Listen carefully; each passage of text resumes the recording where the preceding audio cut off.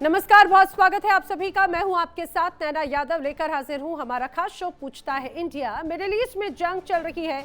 14 दिनों का सीजफायर हुआ। 14 दिनों के सीजफायर के 7 दिन बीत भी चुके हैं। मतलब अब और 7 दिन बाकी है। लेकिन आशंका ये जताई जा रही है कि सीजफायर के बहाने अमेरिका अपनी तैयारियों को और पुख्ता करने में जुटा हुआ है। लेकिन जो खबर सामने आ रही है वो बेहद चौंकाने वाली है। और खबर ये कि सीजफायर के दौरान ईरान ने अपना रक्त बीज फिर से जिंदा कर लिया है। जी हां, ईरान के बंकरों में अब फिर रक्त बीज यानी ईरान की मिसाइलें एक बार फिर से मजबूत पोजीशन पे हैं। मिसाइलों का जखीरा जमा हो चुका है। मतलब ईरानी मिसाइलों को खत्म करने के डोनाल्ड ट्रंप और नेतन्याहू की तमाम दावों का दम निकल चुका है। ईरान के मिसाइल अब तबाही मचाने के लिए बंकर से निकलने को बेकरार है। इसका इंपैक्ट क्या होगा, इस खबर में कितनी सच्चाई है, बताएंगे आपको विस्तार से। ईरान, इजराइल, अमेरिका में फिलहाल युद्ध विराम लागू हो चुका है। लेकिन इन सब के बीच में ईरान में अमेरिका को आंखें दिखाना भी शुरू हो चुका है। जी हां, सीजफायर खत्म होने की तारीख करीब आते ही अब ईरान अपने रक्त बीज यानी कि मिसाइल के भंडार को फिर तेजी से बढ़ा रहा है। अब खबर है कि ईरान अपने अंडरग्राउंड मिसाइल के ठिकानों को दोबारा तेजी से तैयार कर रहा है। और ये वही ठिकाने हैं जिन पर अमेरिका, इजराइल ने लगातार बम बरसाए थे और दावा किया था कि ईरान की 75% से ज्यादा की जो मिसाइल क्षमता है उसको नष्ट किया जा चुका है। अब रिपोर्ट के अनुसार हमलों के दौरान टनल के एंट्री पॉइंट्स को भारी बमबारी करके बंद करने की कोशिश की गई थी। और ये कार्रवाई करीब करीब 6 हफ्तों तक चली, ऐसा दावा किया जाता है। लेकिन अब युद्ध विराम का फायदा उठाया ईरान ने और इन ठिकानों को दोबारा से खोल दिया है और उन्हें एक तरह से दुरुस्त किया जा रहा है, तैयार किया जा रहा है। ईरान डैमेज मिसाइल बंकरों को तेजी से ठीक कर रहा है, खबरें आ रही हैं। कुछ को तो हमले के कुछ घंटों बाद ही दुरुस्त कर दिया गया। दरअसल ईरान के कई ऐसे मिसाइल ठिकाने हैं जहां पे ग्रेनाइट के मजबूत पहाड़ों के अंदर गहराई से जिन्हें तैयार किया गया और इन तक पहुंचने के लिए टनल से होकर ही गुजरना पड़ता है, जिसमें स्टोरेज एरिया, लॉन्चिंग पॉइंट्स और सीक्रेट रास्ते भी शामिल हैं। यही वजह है कि इन्हें नष्ट करना बहुत मुश्किल है। इसके अलावा ईरान ने मोबाइल लॉन्च सिस्टम भी तैयार कर लिए हैं जिन्हें कहीं भी लेकर जाकर तुरंत इस्तेमाल किया जा सकता है और फिर छिपा भी दिया जाता है। अब इसके माना जा रहा है इससे इनको ट्रैक करना और भी ज्यादा टफ हो जाता है। अमेरिका और इजराइल का दावा यह है कि उन्होंने बड़ी संख्या में लॉन्चर नष्ट कर दिए। लेकिन जो रिपोर्ट्स आ रही हैं उससे ये तो साफ है कि ईरान ने मिसाइलों का जखीरा फिर से तैयार कर लिया है। पहले भी अमेरिका के कई खुफिया अधिकारी इस बात को मान रहे थे कि अभी भी ईरान के पास हजारों बैलिस्टिक मिसाइलों के जखीरे हैं। और अब नई रिपोर्ट्स में जिस तरह की खबरें सामने आ रही हैं उससे अमेरिका, इजराइल की चिंता और भी ज्यादा बढ़ चुकी है, क्योंकि पूरी दुनिया ये देख चुकी है कि जंग में ईरानी मिसाइलों ने किस तरह से इजराइल के साथ साथ खाड़ी देशों में यूएस के बेसिस को तबाह किया। इतना ही नहीं बल्कि अमेरिका के जो साथी हैं खाड़ी देशों में भी भारी तबाही मचाई गई। ईरान की मिसाइलें अमेरिका और इजराइल के लिए चिंता का बड़ा कारण है और उसकी वजह भी है। ईरानी मिसाइलें बेहद खतरनाक हैं और उन्नत मानी जाती हैं, जो 300 से 4000 किलोमीटर की दूरी तक मार करने में सक्षम है। यानी इजराइल तो इजराइल, कई ऐसी मिसाइलें हैं जो अमेरिका को भी टारगेट कर सकती हैं। बात करें इस संख्या की तो जंग से पहले 3000 से ज्यादा मिसाइलों का भंडार था ईरान के पास में। कहा जा रहा है कि अभी भी करीब 1000 से ज्यादा मिसाइलें सक्रिय हैं और ईरान इसे बड़ी तेजी से बढ़ा रहा है। इनका प्रोडक्शन बहुत तेजी से जारी है। इतना ही नहीं, ईरान के पास में अंडरग्राउंड मिसाइल, टनल और रडार को चकमा देने वाली क्रूज मिसाइलें भी मौजूद हैं। वहीं कई रिपोर्ट्स तो ये भी कहती हैं कि रूस से मिली सहायता से ईरान की मिसाइल क्षमता में इजाफा हुआ है। वहीं खबर ये भी आई थी कि चीन भी ईरान को उन्नत और अत्याधुनिक हथियार देने जा रहा है। हालांकि चीन ने इन खबरों को सिरे से खारिज कर दिया। मतलब साफ ये है कि सीज फायर के बचे 7 दिनों के दौरान अगर कोई हल नहीं निकलता है और फिर से जंग शुरू होती है तो ईरान फिर से पूरी तरह से तैयार हो चुका है अमेरिका और इजराइल पर प्रचंड प्रहार करने के लिए। तो क्या ये खतरे की घंटी है?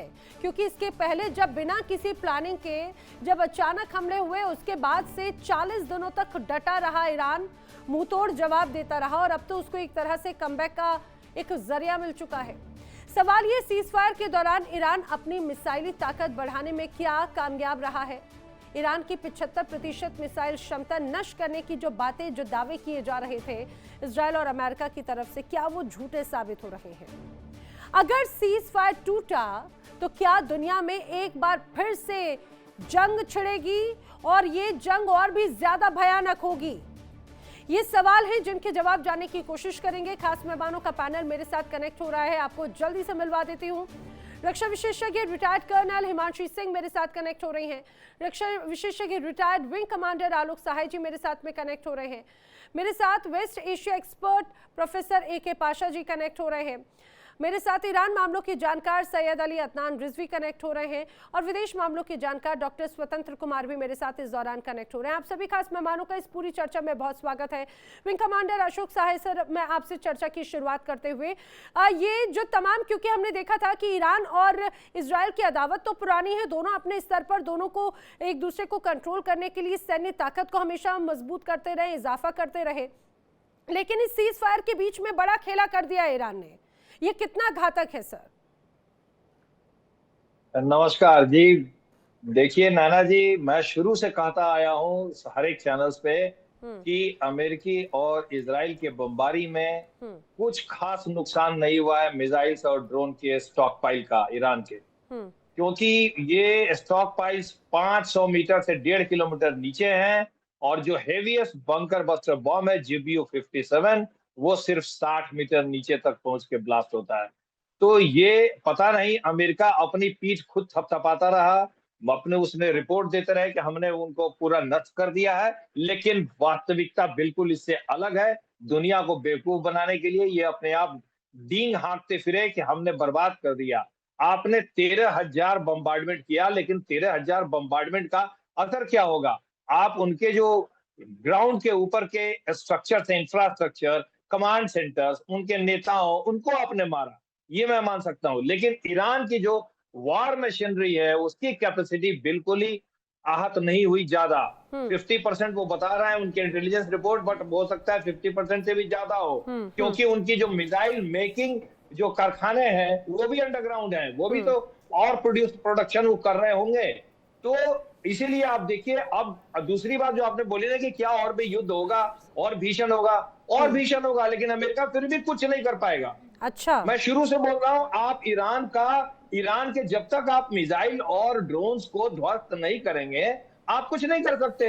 ईरान मारेगा, आराम से मारेगा, आप देखिएगा। ठीक है, ईरान समतल हो जाएगा और उसके ओवरग्राउंड फैसिलिटीज को आप बहुत तबाह कर देंगे, लेकिन वो अंडरग्राउंड सिटी से निकाल के सैकड़ों हजारों ऐसे आउटलेट्स हैं जहां से वो निकालेगा, लॉन्च करेगा, फिर अंदर घुस जाता है। तो वो तो ईरान बहुत बुरी तरह इनको पीटेगा। इसीलिए आप देखिएगा कि सऊदी अरेबिया के प्रिंस ने कल एक स्टेटमेंट दिया है कि अमेरिका को ग्राउंड अटैक की तैयारी करनी चाहिए, और अगर ईरान को निपटाना है तो अमेरिका को ग्राउंड में घुसना ही पड़ेगा और उसका बहुत ज्यादा नुकसान होगा अमेरिका का। इसीलिए ये स्थिति बड़ी अजीब बन गई है कि बिना ग्राउंड अटैक के ईरान का नुकसान ज्यादा होगा नहीं, और बिना ग्राउंड अटैक के ईरान जो है वो और जो उतना ही ताकतवर बना रहेगा, वो नुकसान करता रहेगा, और अमेरिका इसके लिए तैयार नहीं हो पा रहा है ग्राउंड में घुसने के लिए। तो ये बड़ी स्टेलमेट वाली सिचुएशन है। जी जो नाना जी जी सर, ये तो देखिए, क्योंकि इस सीजफायर का इस्तेमाल ये कहा जा रहा है कि बड़ी तैयारी के तौर पर कर लिया गया है। हिमांशी जी, अब ये कहा जा रहा है कि ईरान की तरफ से स्टॉक पाइल किया जा रहा है बेसिकली मिसाइल्स को लेकर। ये कितना घातक है, ना सिर्फ अमेरिका और इजराइल के लिए, क्योंकि जिस तरह से सडन अटैक हुआ और उसी का ही डटकर सामना 40 दिनों से ज्यादा वक्त तक किया है ईरान की तरफ से, ये तो उसको एक तरह से बड़ा मौका मिल गया है अपनी ताकत को और मजबूत करने के लिए। उसको स्ट्रैटेजीज भी समझ में आ चुकी है कि अमेरिका या इजराइल किस तरीके से उस पर हमला कर सकता है। ये कितना घातक है मैम? नमस्कार, जय हिंद। देखिए नैना जी, जब सीज फायर होता है तो वो एक पीस नहीं होती है, वो कंट्रोल्ड साइलेंस होता है with in 2 phases of conflict. और इस दौरान जो मिलिट्री भाषा में हम कहते हैं, जो आपकी रिग्रुपिंग होती है वो होती है। रिग्रुपिंग में आप क्या करते हैं, आप अपने सैनिकों को पुनर्गठित करते हैं, आप अपना गोला बारूद साजो सामान उसको दोबारा से देखते हैं, स्टॉल पाइल चेक करते हैं और नई रणनीतियां बनाते हैं। एंड डेफिनेटली ये जो 15 दिन का जो टाइम है, ये ईरान जानता है किस तरीके से इस्तेमाल करना है, क्योंकि एक कंट्री जिसने 40-45 साल से अमेरिका की प्ले बुक को स्टडी किया है और उसकी हर एक चीज के लिए तोड़ निकाला है, ये देख के कि उसने वियतनाम में क्या किया, इराक में क्या किया, अफगानिस्तान में क्या किया, लीबिया में क्या किया। तो जब इतनी बेहतरीन तरीके से उसने अगर उसको स्टडी किया है, तो ये 15 दिन बहुत, मुझे लगता है ईरान के लिए एक बून है, क्योंकि हमें पता है जो रिपोर्ट्स आ रही हैं इंटरनेशनल वाटर्स से, उसमें एक बहुत क्लियर सी चीज है कि चाइना की तरफ से कुछ ऐसे जहाज भी आए हैं जो बंदर अब्बास पे भी आए थे, चाबहार पे भी आए थे, जिसमें युद्ध संबंधित सामग्री थी। और जिस तरीके से अभी इनकी वार्ताएं चल रही हैं, अरागजी साहब भी शायद गए हुए हैं और लावरोव साहब भी चाइना गए हुए हैं, तो डेफिनेटली देखिए, ईरान समझता है कि उसके असली दुश्मन कौन है और उसके दोस्त कौन है। जिस तरीके से उन्होंने हार्मूज में भी लोगों को आना जाना अलाउ किया है और ये बता दिया है कि हमारी माइंस कहाँ कहाँ लगी हुई हैं। देखिए, वाटर माइंस लगाना और उनकी निगरानी करना बहुत मुश्किल होता है, स्पेशली जो इनके पास फास्ट अटैक बोट्स हैं, वो जिस तरीके से काम करती है। अमेरिका कहता है कि we have obliterated their navy, तो भाई आप इतना दूर क्यों खड़े हैं उनसे, नजदीक आइए थोड़ा सा। आपके पास तो सब कुछ है, आपके जहाज क्यों पीछे जा रहे हैं? क्योंकि they also have under water missiles. इनके पास सिर्फ ऐसा नहीं है कि जमीन से मार करने वाली मिसाइल हैं, बल्कि अंडर वाटर मिसाइल्स भी हैं जिनका इनको बेहतरीन तरीके से इस्तेमाल करना आता है। जो इनकी अंडरग्राउंड सिटीज है, वहां पे ऐसा नहीं है कि सिर्फ पुरुष काम करते हैं, इनकी महिलाएं बहुत अच्छे से पढ़ी लिखी हैं, वो भी मिसाइलें बनाती हैं। सो ये जो वेस्टर्न नरेटिव एक दिया जाता है कि नहीं वहां पे तो जी सब बुर्का है, कोई पढ़ता लिखता नहीं है, it is a very false westernise narrative. मुझे लगता है ईरान तैयार है, अगर उसके साथ दोबारा से इस तरह की कोई हिमाकत की जाती है तो उसका माकूल जवाब दिया जाएगा। जी। और मुझे लगता है अब इसीलिए डोनाल्ड ट्रंप पीछे खड़े हैं अपने टोल प्लाजा पे, और बहुत ज्यादा आगे आने की कोशिश नहीं कर रहे हैं कि जहां पे हॉर्मूज में चोक किया गया। देखिए, हॉर्मूज को चोक करके वो ईरान से ज्यादा चाइना को चोक करना चाह रहे हैं, क्योंकि लगभग 15 अरब जो बैरल्स है वो चाइना उनसे खरीदता था लगभग रोजाना। वो एक बहुत बड़ा प्रभाव पड़ेगा, लेकिन मुझे लगता नहीं कि अमेरिका इस समय चाइना से भी टक्कर लेना चाहेगा, जबकि ईरान के साथ उनके हालात इतने ज्यादा खराब हैं। मुझे लगता है जी। हिमांशी जी, देखिए वक्त बड़ा बलवान होता है कहा जाता है, और इस दौरान वक्त किसका बलवान है और किसका कमजोर है ये तो परिस्थितियां बदलती चली जा रही हैं। सीज फायर के दौरान पता चल जा रहा है, fragile cease fire. Pasha sir, इस फ्रिजाइल सीज फायर को किस रूप में देख रहे हैं? क्या ये मजबूत कर रहा है ईरान को या फिर मजबूती दे रहा है अमेरिका को? क्योंकि अमेरिका भी इतना कच्चा खिलाड़ी नहीं है, भले उसके युद्ध के इतिहास में बड़ी सफलताएं उसको नहीं मिली हो, लेकिन क्या इतना कच्चा खिलाड़ी अमेरिका की उसे ये नहीं समझ में आ रहा कि ये जो फ्रिजाइल सीज फायर है वो ईरान को मजबूती दे सकता है? बैकडोर एंट्री तो चाइना की भी हो चुकी है, भले वो इससे इनकार कर रहा हो। जी, धन्यवाद नैना जी। मेरे साथी पैनलिस्ट को भी नमस्कार। देखिए, कच्चा खिलाड़ी मैं मानता नहीं कि अमेरिका है, वो काफी मजबूत खिलाड़ी है और बहुत पुराना खिलाड़ी है, और ये जंग जो है पहली जंग नहीं है जो अमेरिका लड़ा है। ऐसी जंग जो कई इलाकों में, एशिया, अफ्रीका, सभी जगह वो लड़के काफी एक्सपीरियंस है। देखिए, इसमें कोई शक नहीं है कि जो भी आप कहें, ईरान के पास काफी मिसाइल्स हैं अभी, शॉर्ट रेंज, मीडियम रेंज और हाइपरसोनिक और क्रूज मिसाइल्स हजारों की तादाद में हैं। हमें ठीक से आंकड़े किसी को पता नहीं, किसी को भी पता नहीं, अमेरिका को भी पता नहीं, इजराइल को भी पता नहीं, सिर्फ अंदाजा लगा सकते हैं कि इतने हो सकते हैं बहुत। लेकिन जो उनकी क्षमता है, कितने किलोमीटर जा सकते हैं, अब उसके बारे में पता चला है कि खाड़ी के देशों में कितने किलोमीटर की या इजराइल की कितने किलोमीटर में जा सकते हैं। ये देखिए, जो आपने जिक्र किया है ये एक तरफा है, और मैं आपको बता दूं कि अमेरिका भी जो है दिन रात गोला बारूद, हवाई जहाज और हर किस्म के हथियार जो है इजराइल को भी दे रहा है, और खाड़ी में भी लगा रहा है, चाहे वो कुवैत में हो, बहरीन में हो, वो अल उदैद बेस कतार में हो, या सुल्तान एयर बेस सऊदी में हो, या यूएई में हो। ओमान को छोड़ के सभी इलाकों में जो है वो दिन रात हवाई जहाज C-130 हरक्यूलिस प्लेन जो है उसमें हजारों के टन का गोला बारूद और मिसाइल्स और हर किस्म के हथियार जो है लाए जा रहे हैं, अनलोड किए जा रहे हैं। और ये खाड़ी के देश अभी भी संभले नहीं, वो अमेरिका के साथ इतनी मजबूती से जुड़े हुए हैं, या तो वो निकलना नहीं चाहते या उनको ट्रैप किया गया है। तो ये खाड़ी के देश अभी भी ईरान के हमले का निशाना बन सकते हैं। देखिए, मेरा मानना है कि अब ट्रंप जो है, जो 3-4 दिन की जंग में पूरा ईरान का लीडरशिप और रजीम चेंज करने वाले थे, वो तो कामयाब नहीं हुआ है। और 40 दिन में ईरान बता दिया कि वो क्या कर सकता है, चाहे वो नेवी में हो, सी में हो, एयरफोर्स में हो या कहीं भी हो। तो अब मेरे ख्याल से जिस तरीके से इम्पैक्ट हुआ है अमेरिका के अंदर ही, सबसे बढ़ के मागा के जो उनके सपोर्टर्स हैं वो कम है, तेल की कीमतें बढ़ गए हैं, इन्फ्लेशन बढ़ गया है और स्टॉक मार्केट में इतना खसारा हुआ है कि हर एक अमेरिकी परेशान है। और उसके अलावा जो है पूरे दुनिया से वो अलग थलग हो गए, ना एक यूरोपियन देश, ना नाटो देश, ना ऑस्ट्रेलिया, कोई भी उनकी मदद करने के लिए तैयार नहीं है। तो उनका इमेज भी जो है काफी कमजोर हो गया है इस जंग से कि उन्होंने कुछ हासिल नहीं किया है बोल के। हालांकि वो बार बार बता रहे हैं कि हमने ईरान की नेवी को तहस नहस कर दिया और लीडरों को मार दिया और विक्ट्री हो गई, कामयाबी हो गई बोल के। ये असलियत कुछ और है जो अमेरिकी अवाम और पूरे दुनिया के अवाम जानते हैं। तो इस लिहाज से जो है अमेरिका मेरे ख्याल से सीज फायर या तो आगे बढ़ाएगा या तो नई बातचीत के जरिए इस जंग से निकलना चाहता है और अपना जो कुछ भी इमेज है उसको बहाल करना चाहता है। देखिए, कल उन्होंने एक बहुत बड़ी महत्वपूर्ण मीटिंग व्हाइट हाउस में बुलाई मिलिट्री के जनरल्स को और उनको हिदायत दिया कि जल्द से जल्द आप तैयारी करें, हमारा नेक्स्ट निशाना कुबा है। कुबा के ऊपर वो हमला करना चाहते हैं क्योंकि यहाँ इनकी दाल नहीं गली है ईरान में और खाड़ी में। तो इस लिहाज से वो जंग ईरान के साथ खत्म करना चाहते हैं, सुलह करना चाहते हैं। लेकिन मुझे ये डर है कि जैसा ईरान पे इजराइल और अमेरिका दोनों मिलकर हमला किए थे, अब अमेरिका अलग होना चाहता है, अपने नुकसान को कम करना चाहता है। लेकिन इजराइल जो है, जो गाजा में कर रहा है, लेबनान में कर रहा है, इस सीज़फायर को मान के अमेरिका की 1-2 दिन के लिए बात मानेगा।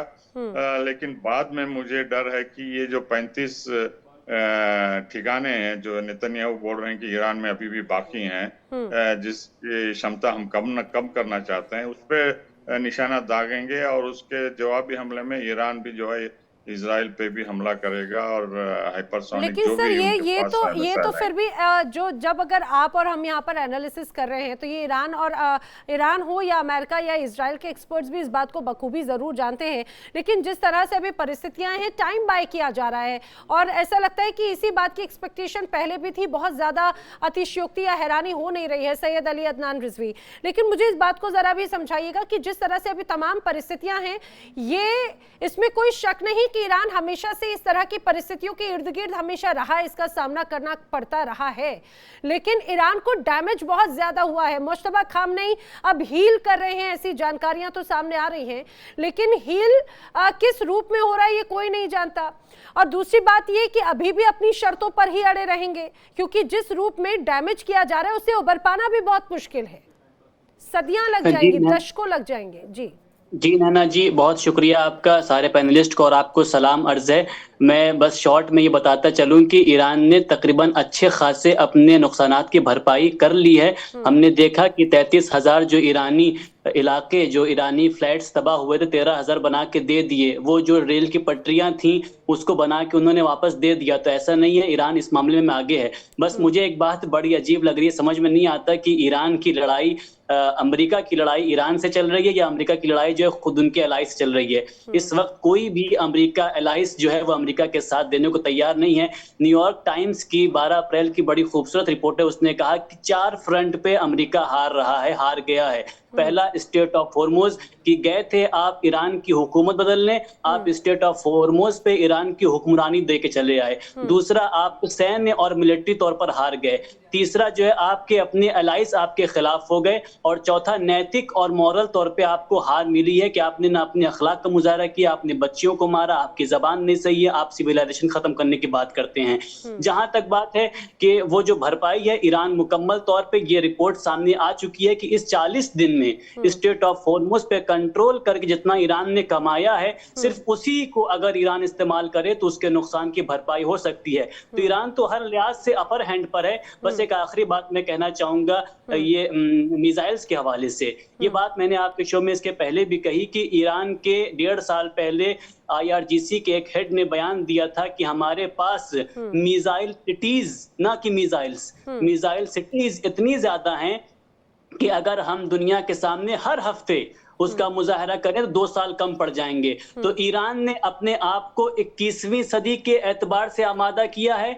अमेरिका जो हथियार लेकर लड़ रहा है वो 20वीं सदी का है। जो हथियार अमेरिका ने वियतनाम में इस्तेमाल किया, जो हथियार इराक में इस्तेमाल किया, जो हथियार उसने अफगानिस्तान में हथियार इस्तेमाल किया, 20वीं सदी के हथियार को वो आज ईरान के खिलाफ इस्तेमाल कर रहे हैं। और ईरान जो है वो एक कदम आगे 21वीं सदी के हथियार से उनका जवाब दे रहा है। देखिए इंडिया डेली 24/7 अब आपके स्मार्ट टीवी पर। इंडिया डेली मौजूद है सभी डिजिटल प्लेटफॉर्म पर लाइव और लगातार। इंडिया डेली 24/7 हर दिन राष्ट्र को समर्पित।